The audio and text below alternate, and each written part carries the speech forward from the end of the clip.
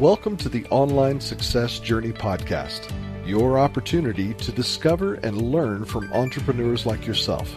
This is not your typical podcast, but a place where you can get the real story and find out how real people encounter speed bumps and detours, but journey through to find success. Now here's your host for the Online Success Journey podcast, Patience. Welcome to Online Success Journey. This is episode 310. We have a wonderful guest for you today. So make sure to click subscribe right now and ensure you never miss a journey. I post 1 to 2 episodes each week and each guest has a fascinating story to tell. Joining us today is Chelsea Cohen, an Amazon inventory management expert, speaker, consultant, and the co-founder of SoStocked.com, which is an Amazon inventory management software. Hello, Chelsea. Hi, thanks so much for having me. Thank you for coming. My audience are excited to hear your story, but just start by telling us one thing we are going to learn from you today that will help us on our journey to success. Sure. I would say that the thing that you would learn today is that there's opportunities along your path that maybe you didn't at first intend, and that just getting yourselves in front of successful people, you will find a way to what you are supposed to be doing. Wow. Can't wait to hear about that. Let's get started with the basics. Can you tell my audience a little bit about your background, about what you did before you started your Amazon business? Sure. So I had a couple of things that I did. I went to film school, and so I was producing low budget films in California, and then gradually I worked into being an account manager at a financial management firm. So I really wanted to know more about money, and I felt like money was kind of blocking my success, not understanding how taxes work, not understanding, that side of things. And then, it was really just soon after that I started looking at Amazon. It was actually something I had no experience in, and other people were making good money and being successful. And so I decided to take on Amazon. So I had a little bit of, success in, learning the financial side and learning, how to run a film set. But why do you do what you do? Really, I do what I do to help other people. I started out selling on Amazon, and I still have a business selling on Amazon. But as I got into that industry, I found that more and more people were asking me questions, wanted help. And so it's just the other two businesses that I have are very much in line with helping entrepreneurs. And I think that if you can only do so much making a good living and being an entrepreneur and working for yourself. But if you're able to help other people to do that, you will make a much greater impact, because the amount of time that an entrepreneur can then, devote to their family, or, time and money towards charitable organizations, and just the impact of people being happier with what they're doing in life really helps to improve conditions on this planet. And so I think that it makes a much greater impact to be able to help entrepreneurs than just simply being an entrepreneur myself and selling things on a sales platform. Let's put man aside. How do you know you are successful in your new venture? I think that I know I'm successful, and that I'll know I'm more and more successful the more people that I help. And I think really it's, in the day-to-day, it's those times that you're reminded are when someone reaches out and says that what you're doing has really helped them. And I think those are the successes along the way. You can always be more successful. And I think that some people get a little bit obsessed with that. They're never really truly happy with what they've accomplished, but you really need to acknowledge on a day-to-day basis the impact that you're making. What have you learned from business as a whole? I think that I've learned that it takes longer than you think, and that persistence and not giving up and really always having a positive attitude about things is the only way to really truly be happy in the journey. And it really is about the journey. It's not about this final destination, because if you're only about the final destination, you're going to drive yourself crazy. Are you enjoying the journey? Yes, I definitely am. I really love the people that I have gotten to meet, around the world over the years, and the impact that I have made, that my friends have made. And I think it's really, the community that helps you to enjoy, the community, and then the time that you're able to spend with the people that you care about. Tell us how to avoid the burnt out. How do you avoid burnout? Yeah, I've had to, I think we all have a little bit of guilt around the idea of taking a break or slowing down or taking time for ourselves. And I've really had to try to train myself not to be guilty and to actually take that time, because, I have had bouts of being, feeling burnt out or overwhelmed. And so I think it's just knowing when to say no, knowing when to take time for yourself, and really understanding that in the long term is an investment in your business and in you as an entrepreneur. Tell my audience about the magic moment, the day it started, all went right for you.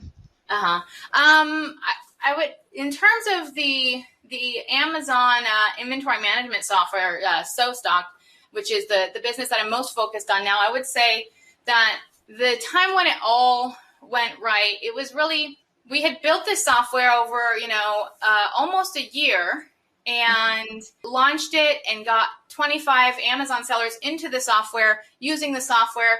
And then people weren't so happy with it. And they said, a couple of people said, hey, I have a different process using spreadsheets that is working better, and I want it to work well, but I'm really, not super, happy with it. I kind of want to go back to my spreadsheets. We said, give us your spreadsheets. And then we changed the entire software, just based on the feedback that we got. And it was when we had done that, and then gradually over a couple of months later, we started seeing more and more people coming into the software, more and more people.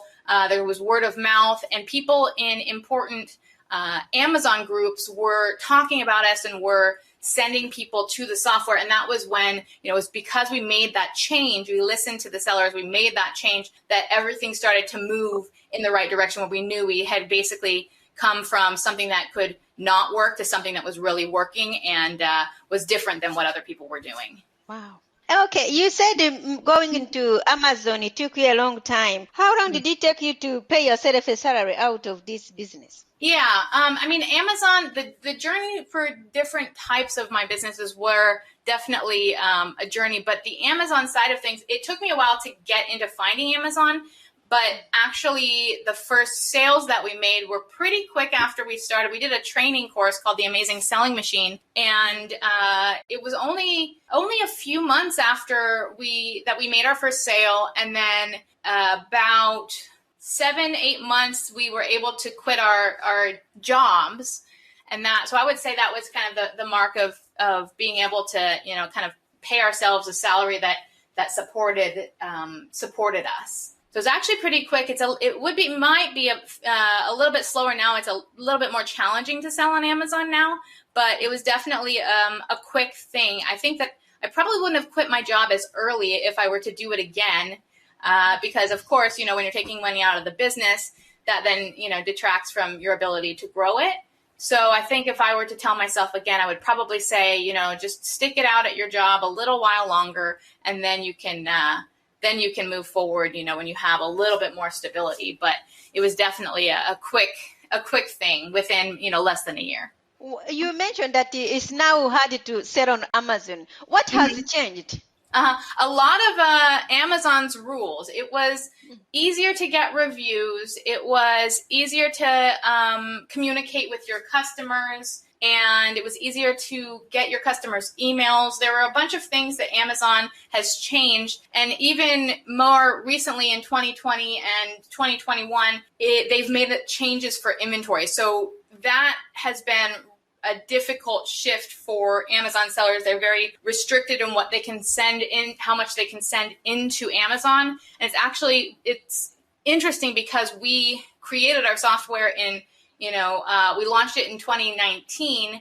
And so we were kind of a little bit ahead of the curve right before Amazon changed these policies. So it's just been very interesting to see the extreme change that has occurred and how everyone is basically going to have to shift their entire business and how they handle inventory moving forward. Where do you see the future of Amazon sellers? I think that Amazon sellers are needing to get more well-rounded. A lot of Amazon sellers were really brought up to be very marketing focused. There's a lot of training on marketing. There's a lot of software on marketing, and the inventory and the cash flow portions of the business have not been a huge focus. And now sellers are starting to realize that the inventory and cash flow are a huge part of being able to grow and scale a business. And so really it's the direction that everything's going to have to head. Any Amazon seller that is going to survive and really grow their business well is going to learn how to get good at inventory and at cash flow, because you can't market if you have no inventory, and you can't buy inventory if you don't have any cash. What are the most important aspects to a successful entrepreneurship? The most important aspects, I think that having a positive attitude is something that is sometimes overlooked or undervalued. You're only going to attract things that are negative if you have a negative, mindset. And so if you have this idea, and it's not to say that you don't have to put action behind it, but you first come from a place where things are going to work out and that you're going to meet the people that you need, and you tend to attract those people. So I think having that positive mindset and then surrounding yourself with a network of people is extremely important, because you have a bunch of people, everyone's going to experience something a little bit different in their business. So you might be experiencing something that, two other people in your community have experienced, and they can give you advice. But if you only are talking to, say, one or two people, and you're not talking to a group of people, you're missing out on a lot of collective knowledge and education. And so you need to have the right resources for the various different aspects of your business and really build true relationships with people. What are you still doing in the way you work that you just know you have to stop doing? I would say that I'm doing too much of what we call the $10 tasks. You rate the value of your tasks, and you say, okay, this task is a $10 per hour task. There's a $100 per hour task and a $1,000 per hour task. I'm doing too much of the $10 per hour tasks. So things like, emails, making sure that the emails that are going out are, properly formatted, or answering emails that, are really kind of you could send a template because someone's asking for some sort of link to something. And I'm slowly getting rid of those things, but the things that I can get an assistant to do, and then I can focus on some of these other things that will grow the company more. Those are the things that I'm really focused on and that I should be getting delegated to an assistant. I know you mentioned that starting this business, you would not have quit your job very early. If you could rerun the first year of your business, what would you definitely not do? Yeah, if I could rerun the first year of my business, I think that definitely not quitting the job so early, investing quickly and launching a lot more products, finding a way to get more cash so that I could continue to launch more products faster, I think would probably be the way that I would go about it. And really finding, a niche that was, a little bit more specific, so that the audience wasn't too broad, that I couldn't, really speak to a specific type of person. How do you make yourself get back on track when something goes wrong? I think that the first thing usually is to take a walk. If something is going badly, it can put you in a bad mindset. And so you really just need to kind of get some space. A lot of times we feel like we have to handle the problem right there. But getting some space, so either taking a walk, or my husband and I go on bike rides at the creek, which is right near my house, and just to get that space and really clear your head, and then come back in and approach it with a positive mindset and just figure it out. And most importantly, not to play out the scenario of the worst possible thing that could occur from that happening. So, I used to be very much like, thinking of all the things that could potentially go wrong, and it would drive me crazy. But I have learned it's actually a discipline to stop your mind from going into that place and to simply say, okay, we're dealing with what is here right now. Let's handle what's here right now. If this could happen, if this next bad thing could happen as a result, we'll deal with that then. But that's not happening right now. And I think it's very hard for us, as human beings to do that. But I have had to learn that it's actually a discipline for you to be able to control your mind in that way. And it's the only way you can get through a tough time. What is the most valuable thing you have ever given away? That's a good question. I think that time really is the most valuable thing that you can give out, that a person can give out. Time and, advice and care. There's some people that don't like to share what they know. They don't like to share what they're doing. They don't like to share what's being successful. And especially early on, my husband and I did take the time to help other people. Sometimes would pull away from our business and the time we, quote unquote, should have been spending on our business. But it's the gratification that you have in knowing that you've helped someone else actually makes, far makes up from, what you potentially could have lost in the time that you could have spent being selfish and not giving back. What is the one thing that has contributed to your success? The one thing that has contributed, I think being open to talking to other people, the networking, I wouldn't be where I am now if I hadn't made a connection with my business partner. And we've had other instances where we've made really valuable relationships business relationships simply by turning and talking to somebody. You never know what that's going to lead to. So, getting out and going to events and talking to people, some of my best friends now are people that I met at business events. And so the most valuable thing that I've gotten is just simply creating relationships for the sake of, just having a relationship with nothing else attached to it. And eventually things will come back to you. If you are doing a good job in what you're doing and you have good, strong relationships, people are going to want to give back to you. So if you do it in an unselfish, unassuming way, it's going to pay off for you. And those relationships have been some of the most valuable things that I've gotten in my business as well. How do you determine a good partner to collaborate with? It's a good question because, I've had a couple of times where I've gotten into, a bad partnership and had to kind of call it quits early. And the partner that I have now for my software business, we literally met over a weekend, and that's the only time we've ever seen each other face to face. And we've worked together now for 3 years. So that was an extremely successful partnership. I think that the first aspect is the person, their space, and the quality of their communication. There's something that we refer to as tone level. It's, what type of are they a happy person? Are they an angry person? Like, how do they treat other people? Kind of observing them, how they're communicating with you. Are they very communicative? Are they very secretive? In what ways are they communicating with you, with others? Are they an open person? Do they seem to be a happy person? I think that's the number one aspect. And then also looking at what they've created.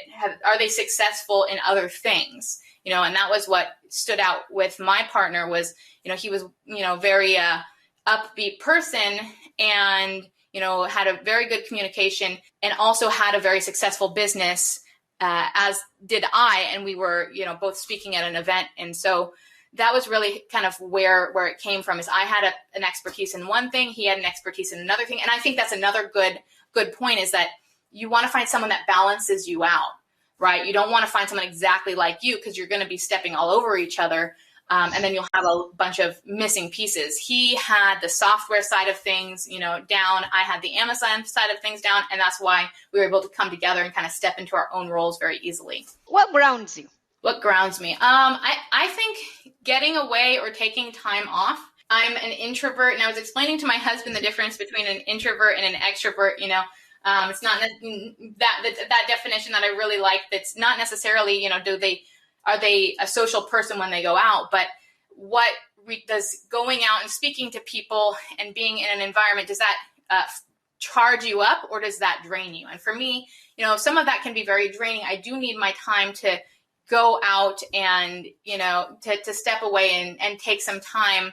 And so silly things like, cooking or chopping vegetables or reorganizing my fridge, those types of things, funny enough, are very grounding. Organizing things and cooking things and chopping things up and having a bunch of chopped vegetables in the fridge for the week. Those things are very grounding to me, as funny as it is. Thank you for sharing. In your businesses, do you have a mentor or a coach yourself? I don't know that I do. I have friends that I talk with, but in terms of a mentor, I probably should. I have people that I go to for advice who know a lot about, different things in the industry. And then my business partners, I lean on them for certain things, but I don't think that I do have a mentor, and maybe that's something that I should get. We do have a community that we've joined, but maybe we're not leaning on it well enough. That's a very good question. It kind of, makes me think about, maybe I should. Maybe you don't need one. You're a genius. I don't know about that. I think we could all use a little bit of advice from someone who's done something before us. Okay. What is the most valuable thing your network has told you? The most valuable thing that my network has told me, maybe, I didn't used to network as much, but it was, people saying, talk to people, get, advice, network. It's very important. Connections are very important. And I did some of that naturally, but, the more that I did that and I actually listened to people saying that, I used to not speak much about networking. And it wasn't until, I met my partner and I met, a couple of other people that I realized that it is the most important thing. And so I think that my network, having taught me that, is very important. What is one thing no one knows about you? One thing that no one knows about me. Most people in the business space don't know that I'm a poet and that I used to go to open mics and do open mic poetry and spoken word poetry. Yeah. Wow, you are multi-talented. Yeah. Wow. What is the most important question to ask someone who has bought from you? I would say, how could we do something better? Or what's the biggest problem that you have currently in your business? And another question would be, sometimes you have clients who come and they're asking questions and you're trying to give them the right answer. And sometimes all you need to do is simply say, what problem are you trying to solve? And I actually asked someone of that recently. They were asking me questions and I was trying to help them, but couldn't understand what they were getting at because they don't always know the answer to their question. They think they know what they want, but if you actually know what problem they're trying to solve, that helps you to better help them. Because if they really knew the answer to their question or to the answer to their problem, it wouldn't be a problem for them. So more often than not, they don't know the solution. So you have to get them to rephrase the question or to really reveal, what the issue is that they're trying to solve. Thank you. That's why we have you as a genius. So we need all the help we can get. Let's talk about your business. Tell us more about it. Okay. So I have 3 businesses. I'll kind of brush through the first 2, and the one that I'm focusing on is the one that I spend most time with. I sell on Amazon, and then I have a copywriting agency where I have copywriters who I work with who do copywriting for Amazon sellers, and I have a specific way of doing that that helps people to better make a decision to buy your product based on the fact that they're, looking at your product versus your competitors' products. And so there's a specific way of dealing with people who are trying to buy on Amazon versus, who are trying to buy anywhere else because it's a buying platform that has reviews. So that's the second business that I started around the end of 2018. But the business that I'm working on now is one that I started in the middle of 2018, which is an inventory management software for Amazon and e-commerce sellers. And the benefits of having inventory management as a tool is that you are able to forecast how much inventory you are going to need for the future. And the difference in my software is everything is customizable. You can understand the numbers.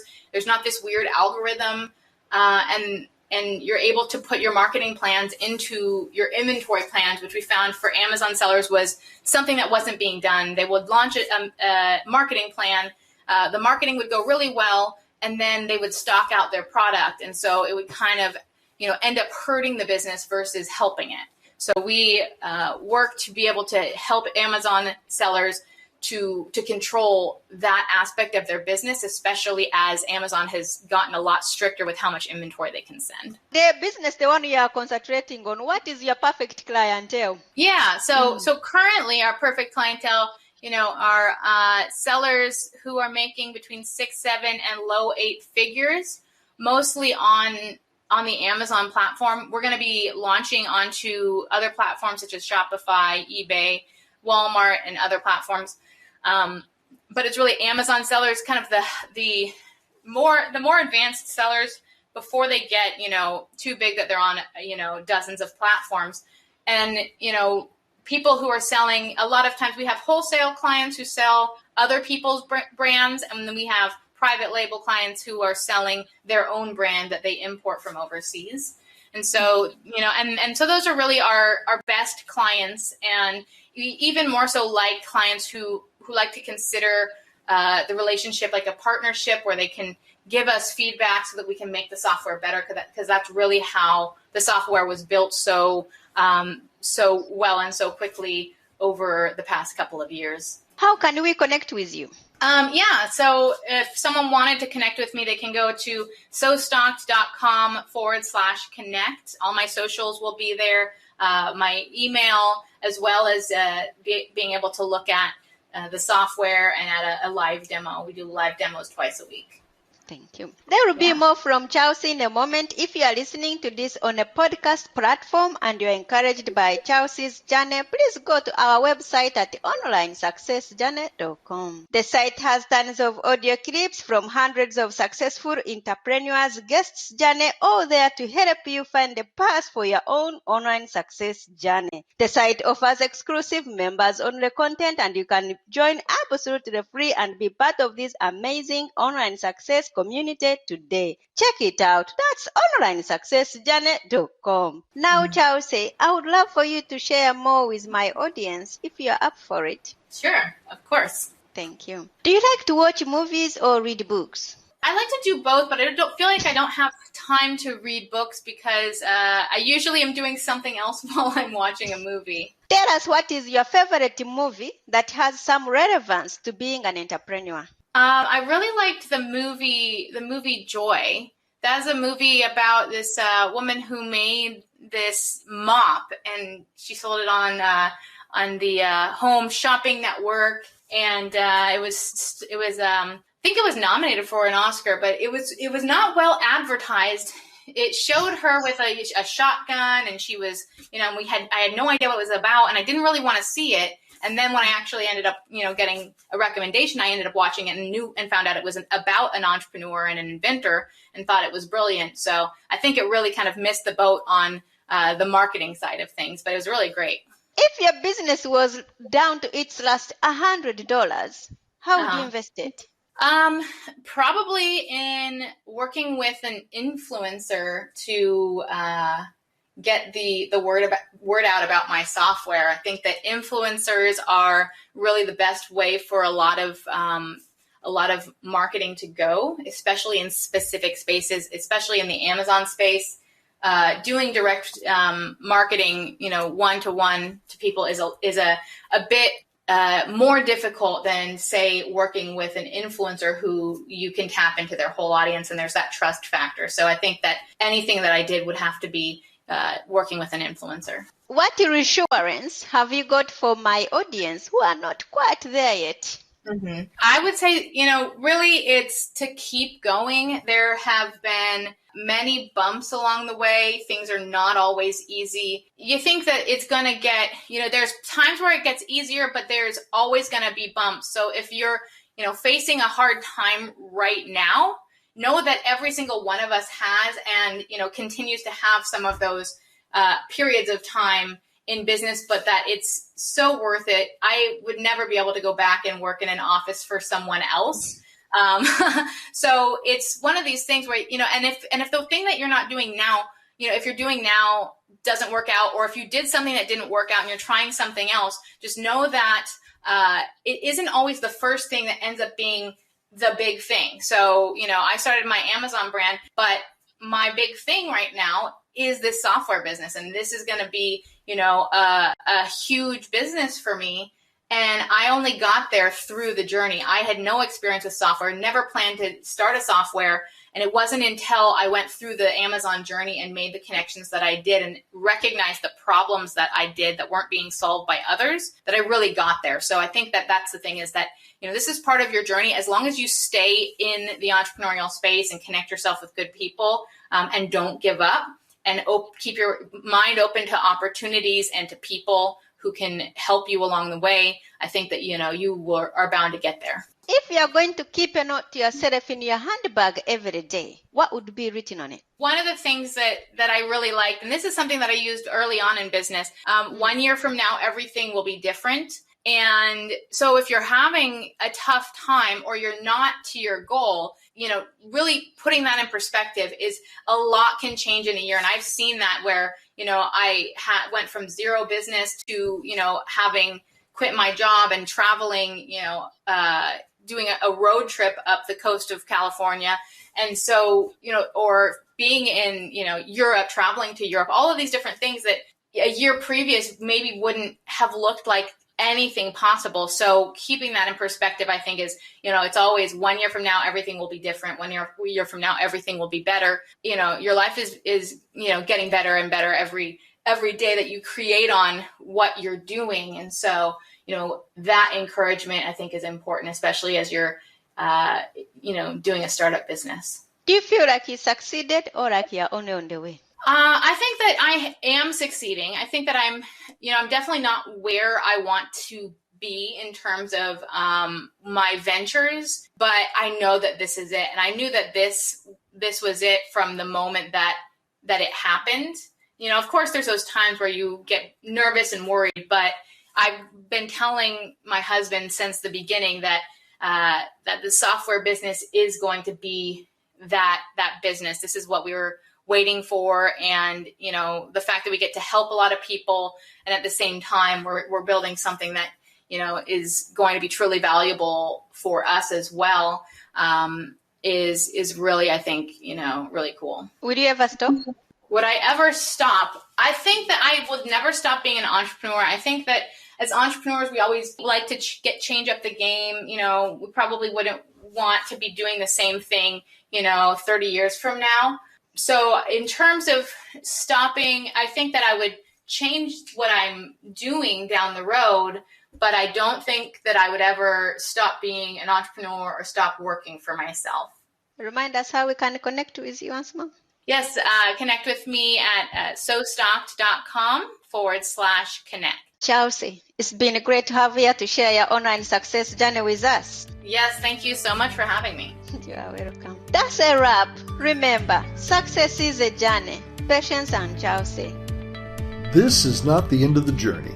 We hope you've enjoyed listening to Patience and her guest and want you to know there are hundreds of episodes available at onlinesuccessjourney.com. Patience would like to thank you for listening to the podcast, and she has a free gift for you on her website, including an audio compilation of her guests' best tips, uplifting stories, and even a bit of fun. Additionally, there are special clips of over 250 episodes that have never aired on the podcast, and they're only available to members of the Online Success Journey. Check the website and click on Join Now to get free and instant access. Of course, you know that listening to the journeys of others helps each of us chart our own path. So make sure you're subscribed on your favorite platform to be notified as each new interview is posted. There are so many ways to stay connected to the Online Success Journey and listen in. And if you're enjoying the podcast, we appreciate your help in telling others. One of the best ways to share the benefit you get is to rate and review the podcast at iTunes and other sites. We appreciate your help and your willingness to share your journey. One last thing. If you're feeling a bit lost or overwhelmed on your own journey, Patience can help. Check out her course on clarity while you're at the website. Finding clarity is a great way to get back on the right path. On behalf of Patience, and until next time, thanks once more for listening. It is our hope that this podcast will guide you on your own online success journey.